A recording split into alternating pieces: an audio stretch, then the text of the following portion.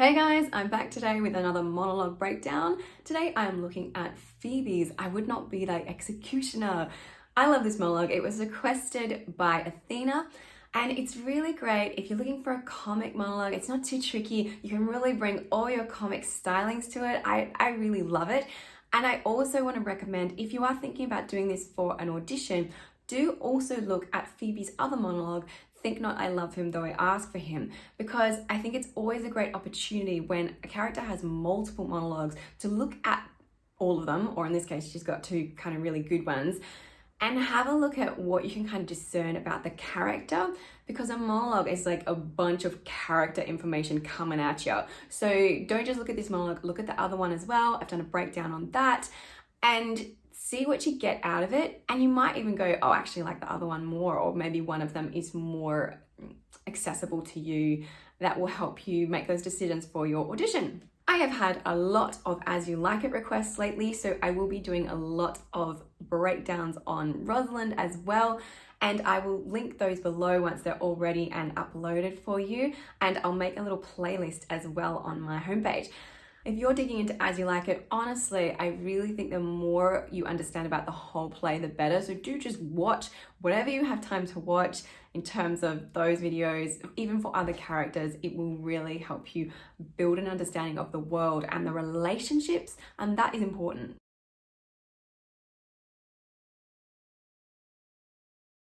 So before we dive into breaking down the monologue meanings, I want to look a bit at context, because the prior moment for this monologue is super important, and it will actually probably change the way that you deliver it quite substantially. So what's happened before is Sylvius and Phoebe have just kind of run onto stage. This is a very action-based monologue. It's very energetic, and I will talk about that more as we go on. But I want you to just have in your mind that this is the first time we've seen Phoebe, and Shakespeare is setting up for us that Sylvius is pursuing her romantically, but he's literally also pursuing her. This is a kind of trope that we've seen before in Shakespeare. In A Midsummer Night's Dream, we sort of see the reverse of this, where Helena is pursuing Demetrius, and it's literally chasing. So don't shy away from action in this monologue. Let's have a look at what Sylvius is saying to her, because her response is actually the start of the monologue. So it really needs to be delivered as a response to something. So you really need to get a sense of the cue that's coming at you before you begin, especially if you're in an audition situation. You're going to need to imagine so-and-so says this to me, they're over here and they're moving, or they're not moving, or they're looking at me like XYZ. So get all that stuff in your imagination before you even begin this monologue. So Sylvius says, "Sweet Phoebe, do not scorn me. Do not, Phoebe. Say that you love me not, but say not so in bitterness. The common executioner, whose heart the accustomed sight of death makes hard, falls not the axe upon the humbled neck, but first begs pardon. Will you sterner be than he that dies and lives by bloody drops?" So what he's saying there is that even an executioner, before they kill someone who is used to seeing who will die, has at least a little bit of softness and kindness in them to ask for pardon before they kill someone. Now that is probably just a bunch of nonsense. I'm not sure that executioners actually did that, even though I'm sure there were opportunities for prayer and forgiveness and all that kind of thing. I'm not sure an executioner actually literally went up and was like, "I'm sorry, I have to kill you." So he's really laying it on pretty thick here to kind of give her a bit of a guilt trip. And he's really just saying, don't be so hard on me. You know, it's okay for you to say that you don't love me, but, you know, don't say it so meanly. Which gives us a clue already as to the kind of behavior leading up to this. This is not the first time that Sylvius has tried to win Phoebe over, and probably not the first time that Phoebe has said, "Please, bugger off." So you can get a little bit of sympathy for Phoebe in a sense, because Sylvius is a little bit intense about it. The way that Helena is with Demetrius, it's a bit like, oh my God, please just back off. But also Phoebe is very vain. She has a lot of arrogance about her, which is why Rosalind, who's watching, responds in the way she does in her next monologue, which I will also break down for you in another video, which I will link when it's ready. So when Phoebe begins and she says, "I would not be thy executioner," she's actually saying, I don't want to be your executioner. I think that's important to keep in mind, because it gives you an idea of which words to stress. My habit would be to say, "I would not be thy executioner." But actually, I think the emphasis, the stress is probably on be. I would not be thy executioner. It's up to you, but if you think about the way that you would say it in modern language, if someone's saying to you, you know, you're like you're worse than an executioner, and you're like, I don't want to be an executioner to you. I'm trying to run away from you so I don't have to hurt you. And that's the next bit that she says. So that's your choice there in terms of stressing it. That's how I feel, but it's not gospel. There's no real definite or not something to think about. So she does say, I fly thee for I would not injure thee, which is I'm trying to get away from you so I don't hurt your feelings. I don't want to hurt you. So that's kind of nice, you know, that gives us a little bit of a clue. Like Phoebe, she's not trying to be mean. She's just sick of Sylvius running after her and being a little lovesick dog. The other thing to think about there is usually when Shakespeare says, I fly thee for I would not injure thee. So I fly thee, it's literally running away. So you got to think about how you're going to start your monologue. I would literally, personally, start by running away. You know, that would be my action to begin my monologue. If I'm doing it in person, if you're doing it in a tape, it's much harder to do. So I would think about stillness there and how can you give the impression that you've been running away rather than like running into shot, because it's not great self-tape etiquette. When she says, thou tells me there is murder in mine eye, I actually think this is not just about the executioner thing, but probably other stuff that Sylvius has said before as well. That's my kind of take on it, that he's probably been saying like, your looks shoot darts at me and kill me, you kill me with your looks, you know, that kind of thing, which is very sort of typical lover language. But I suspect Sylvius, not being the most eloquent of people, has probably phrased it in a way that she's like, good grief, you're telling me that I have murder in my eyes. And she's like, what are you even talking about? So there's a frustration around like, please go away. But also, what are you talking about? I don't have murder in mine eyes. And that's why she goes on to say, 'tis pretty sure and very probable that eyes that are the frailest and softest things, who shut their coward gates on atomies, should be called tyrants, butchers, murderers. Now, 'tis pretty sure and very probable. This bit, I actually think this is sarcasm here. She's like, yeah, it's really gonna win me over. It's so delightfully your lover language when you're talking about how there is murder in mine eyes. Very pretty and very probable. She's like, it doesn't make any sense because eyes that are the frailest and softest things, so that's fairly obvious. I think that eyes obviously very frail, who shut their coward gates on atomies. So that means like basically like even eyes need to protect themselves by blinking when there's like dust and stuff. So atomies is just like little particles, and coward gates being your eyelids, should be called tyrants, butchers, murderers. So she's basically like, this doesn't even make any sense, and it's not pretty to be telling me that there's murder in my eyes, and it doesn't make any sense because my eyes are obviously really soft and frail. It's dumb and not romantic, Sylvius. The next bit is a shift. She's gone from saying, I'm running away from you so I don't hurt you, and now she says, now I do frown on thee with all my heart. So she's actually changed her mind. And I think she's changed her mind while she's been saying that stuff, because she's gotten so frustrated with him that she's like, you know what, actually, now I am actually going to frown on you and let's see what happens. And this whole thing is like, I dare you, I'm going to look at you, am I going to kill you with my eyes? That's kind of what's going on here. Let me break down the bits bit by bit. Now I do frown on thee with all my heart, and if mine eyes can wound, now let them kill thee. So it's a moment for comic stuff, business that you want to chuck in there. You can do it on the line. I'm always recommending, as much as possible, act on the line rather than taking pauses. But, you know, if you want to have a big moment that you go, you know, like this at him after you say that line, it's really fine. It's a big moment for her as well, where she's actually like, I'm so frustrated, I'm going to actually try and kill you with my eyes.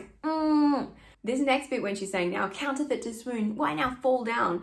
She's basically saying, well, go on then. You know, if my eyes are murderers, then you better like faint at least, or, you know, fall down dead. Go on, go on. So she's sort of daring him like, you know, if you're going to say that sort of thing to me, you're going to have to play along. So go on, faint, die even. It's a little bit of a dare. And then the next bit of, or if thou canst not, oh, for shame, for shame. And you can kind of go with this. I reckon the language is quite like sassy. Like, for shame, It's fun. It's fun. Lie not to say mine eyes are murderers. So basically, if you're not going to fall down, then don't bother lying about how my eyes are murderers. And then the next kind of level of it, now show the wound mine eye hath made in thee. So scratch thee with a pin. This is all kind of following on from the show me the wound. So it's like, you know, even if you scratch yourself with a pin, there's always going to be like a little mark at least. Now this next bit, you're really going to need to do a vocal warm-up for this. Lean upon a rush, the cicatrice and capable in pressure thy palm some moment keeps. It's so wordy. And it's so interesting that Shakespeare has given her something so wordy and kind of, it sounds kind of fancy, right? And yet, Phoebe's not a super intelligent character. I think what she's doing here is to try and show off with her language and be really descriptive to show maybe to Sylvius or just to anybody, because I think she likes to try and show off about how intelligent she is. I think she actually thinks she's very intelligent, but actually the cicatrice and capable in pressure, they're actually kind of the same thing. So the cicatrice is basically like an impression. Like if you were leaning, she's basically like, you know, lean upon like a leaf or something. It's going to like make an impression on your hand where you can see where the leaf was, basically. And capable in pressure is basically the same thing. So she's kind of said the same thing twice. I think she's just trying to show off. Like, I know what a cicatrice is. I'm going to say this. That's a choice you can make there. But also you could take it as like, well, actually cicatrice and capable in pressure, she's talking about nature, and that's something that she does know. So maybe it's just her relating to something that she knows. Choices to make. Is she showing off with language, or is it actually really normal for her to talk about rushes and cicatrices? Well, I don't know. Who knows? Your choice. But now mine eyes, which have darted at thee, hurt thee not. Nor I am sure there is no force in eyes that can do hurt. I think this is another one where she's like showing off how clever she is. Like, I am pretty sure that actually eyes can't do anything. So I don't even know why you're saying this to me. Really, the end bit, it's just like she's summing it up, and you can really choose whether you want to go big about it, because maybe you're thinking by then she's really, really frustrated with him. So she might have a really big ending where she's like fully going at him and like, I'm pretty sure that eyes don't hurt anybody. You know, getting up in his grill. Or maybe the end bit is a little bit more pulled back and she's like, I've made my point. I'm pretty sure that eyes don't hurt. So you've always got lots of choices. I think it's really useful to think about the shape of the monologue. So for you, what do you think is the highest point of the monologue, where she's kind of at her most, I don't know, ferocious or her most whatever? What's the high point, and does it have any sort of taper off, or does it just keep going like this? You can choose for sure. Really, this is the kind of stuff where you kind of need to direct yourself and be like, you know what, well, I think this monologue goes like this. I think it's really useful to think about relationship and objective in this monologue. And it's always useful to think about objective, but I think it relates so much to Sylvius. Think about, what impact does she want to have on Sylvius? Is it that she wants him to go away? Is it that she wants him to just be quiet? Maybe she wants him to admit that he's completely wrong about her eyes and her eyes are not murderers, and she's actually really insulted about the whole thing. So it could be a really specific objective like that. What this relates to is how you're going to decide you're blocking your action throughout the monologue. There are definitely opportunities where you're probably going to want to go up to Sylvius and kind of be up in his grill. And there might be other times where you're really moving away from him because you're so sick of him. So you need to think about how she's feeling about Sylvius at each moment. What makes sense to you? Because there are a lot of choices. It's not necessarily a right and wrong. It's like, think about, I think right now she's so annoyed at him. I think right now she's disgusted by him, so she'll walk away. That always is the key to how you move. If you are feeling like you want to get up in his grill because you're frustrated, that's going to drive you to move forward. If you're disgusted, you might be driven to move away. So deciding those relationship things will make your blocking decisions really easy. One big thing to think about in terms of action is this is a very active monologue, and on stage, you would definitely be moving around quite a bit. But if you are taping, obviously that is very difficult to do, and it's not great taping etiquette to be moving around a lot or moving in and out of frame. So if you have to tape this for an audition, you're really going to need to think about, how can I give the impression that I am moving toward him or moving away from him?